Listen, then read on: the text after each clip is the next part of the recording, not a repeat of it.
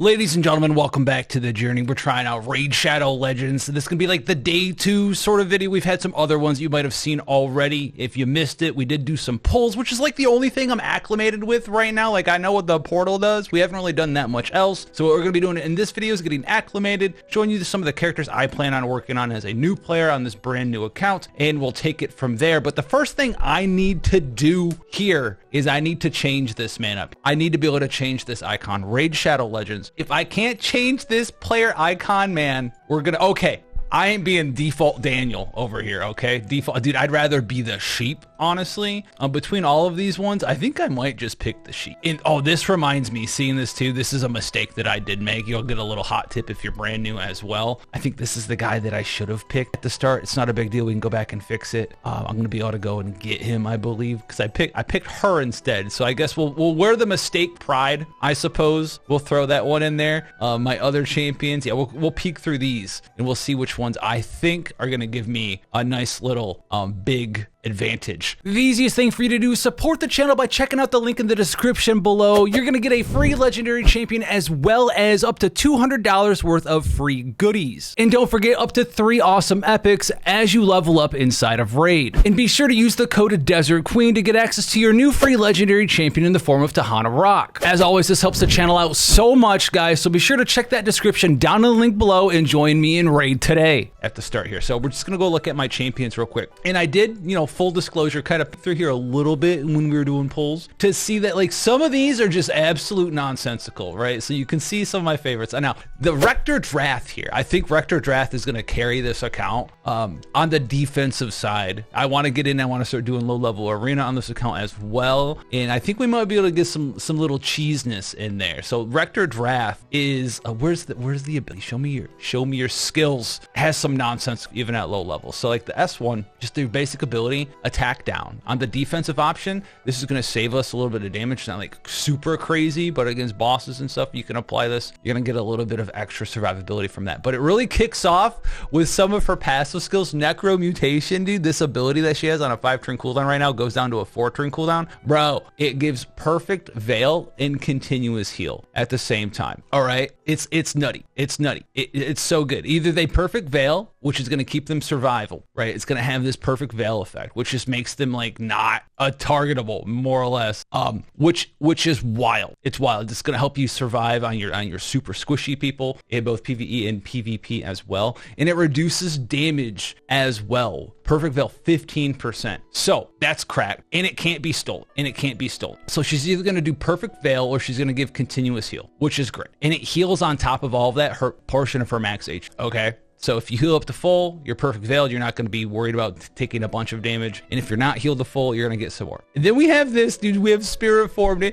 It revives somebody 60% HP max, fills their turn meter by 60%, and then gives them perfect veil. So it's gonna be very hard for someone to die and stay dead. They have to like extinct them or something, take them out of the fight for forever. Because you could do like someone dies, Spirit Form, bring them back with perfect veil, right? They come back, they're not full HP. You use this, and then it gives them continuous healing, and they still have perfect veil from the 3-turn buff here, which is absolutely wild. And then we'll be able to unlock this eventually, which is like a max HP, and then most importantly, a resistance buff. So if you resistance buff multiple times here, with perfect veil and then like something else, or you get the resistance stat, that's gonna be nice as well. Sadly, like it says here, you can't stack multiple Rectors in the same party with this effect to get like double max HP bonus, double resistance. It'd be bust, but that's who's gonna be shoring up my front line here as far as I'm gonna be living and never dying. Vogoth is also someone who caught my eye, mainly because like how would it not catch your eye on first look here? He just looks like he doesn't want to be here,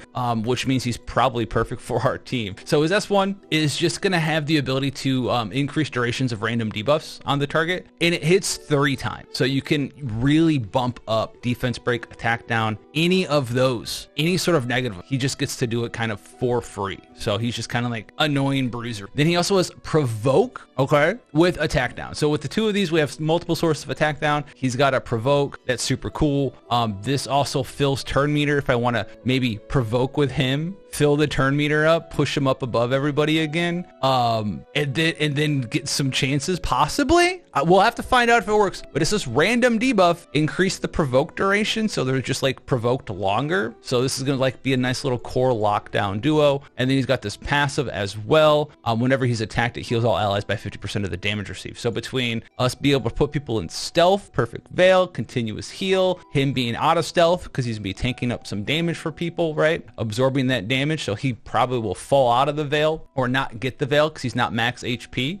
And that's gonna be pretty nice. That's gonna be pretty nice in a lot of situations. These combined. So we're gonna be working on those. And then the leech debuff. You just get some leech, get some health back, right? Whenever people attack him, we're kind of forcing the AI as much as possible in this low level account to attack these two people. Now, outside of those two, I mean, I don't really have anyone crazy. So my first like kind of big giga mistake is I was like, oh, I'm gonna pick a starter character who's super giga cool, right? Who's super giga cool, and I didn't get the correct one. So one of the correct ones we can find in the index, I think they're a high elf. He's just like a rare dude. He's just a guy, and he looks like a default Daniel, man, and you're just like, this is who we picked. We messed that one up. I think you get her for free at the start of the game, which is maybe who I was thinking about, but then he's just like a rare dude, and I don't think he's in the dark elves or the dwarves of the shadow kid. I don't think he's a banner lord. I thought I'd be able to just like naturally find it pretty quickly. I guess I didn't. I think he's in the dark elves faction. His name's Kale, or my man this guy,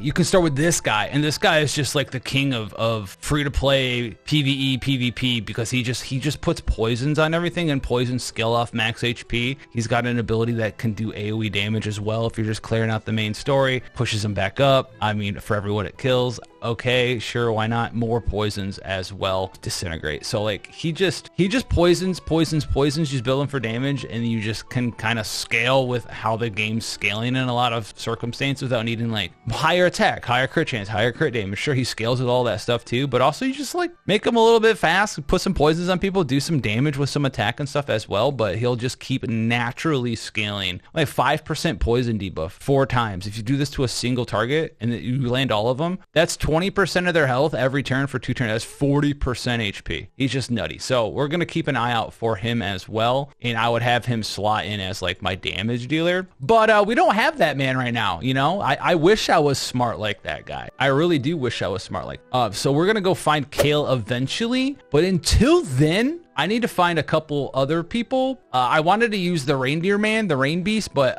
he's not good, my friends. He's just not. The one that I was thinking of, Warcaster. All right, keep him in mind. But then we have Drusian. Okay. Now, I'm not sure if we can use this guy. I don't know if he's going to really get there. He doesn't seem to have that many ratings and reviews. They don't seem to be glazing him. They don't seem to underglaze him. But we kind of already have some of the tanky frontline squad. And the reason I'm not sure is because like this guy is also just, I'm a beefcake, man. Scales on HP, attack down, shield buff on the champion, provokes again. Like, is it going to be overkill for PvP? Early on, maybe we'll see if we can get away with it, right? Pair these with like cleansers or some dude. Block damage, unkillable. It ignores it. So we just have the ability to if we had the poison guy, it'd be great. He takes less damage when he drops below half, right? He takes less. Guess what? And then we're absorbing damage with this guy as well. And we put the leech debuff on. So I think that's kind of gonna be the core there for our PvP squad. The PvP is, I mean, it's feeling like that's what we're gonna do. I'm not gonna go in there quite yet to get into the classic arena, right? We can see like what we have. We're gonna level up a little bit first. You know, we're gonna have some easy battles. I think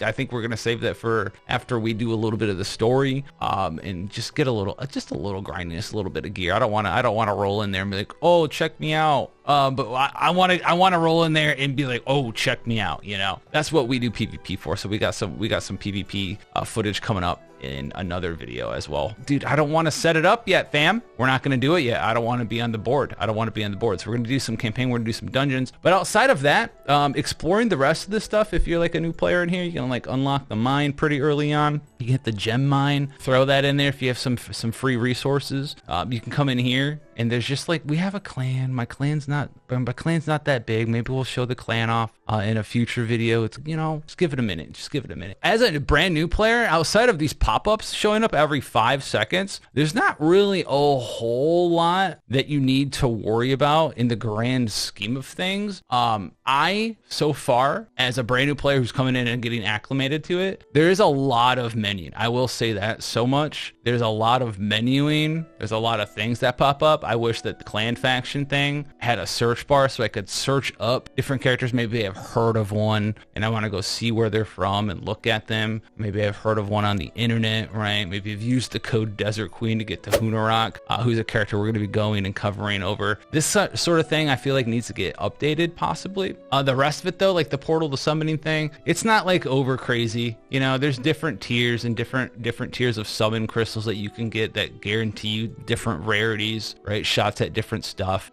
You can come in here and you can roll some of your fusion stuff. There's different fragment summons. This stuff's a little bit more confusing, but the normal shard summoning, not too much. And you can see we have a fair amount of monies here that we can roll up. So we're gonna do another summoning video and so this is what I'm gonna leave you with. We have the core team right now. It's gonna be like the free to play squad, but then I'm gonna come in here, we're gonna do some summons. We're gonna do some summons in the next video. It's gonna be a good time. If you want to support the channel, it means a lot. Check out the description below. All right, and I will also showcase and set up the guild. We'll have the classroom back if you're interested in playing raid with me for a hot minute at least. All right, we're gonna be trying this out for at least a few months. So if that sounds like something you want to wet your whistle with, check out the description down below. Get ready for this video, and I'll catch you guys in the next one.